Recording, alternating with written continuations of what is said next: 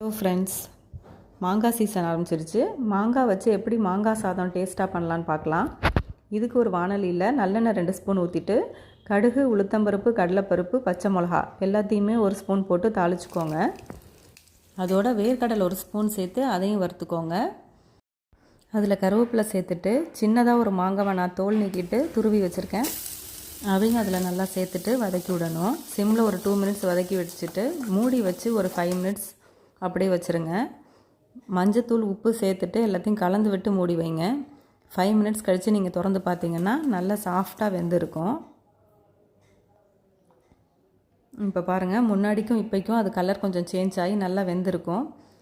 இப்போ ஆற வச்ச சாதத்தை அதில் சேர்த்து கலந்துக்கலாம். நான் கைக்குத்தல் அரிசி சாதம் தான் அதில் சேர்த்துருக்கேன். உப்பு வேணும்னா திரும்ப அதில் சேர்த்துக்கோங்க தேவைக்கு ஏற்ற மாதிரி. வெள்ளை சாதத்துலேயும் நீங்கள் ட்ரை பண்ணி பார்க்கலாம். செஞ்சு பார்த்துட்டு எப்படி இருக்குன்னு எனக்கு கமெண்ட்ஸில் சொல்லுங்கள்.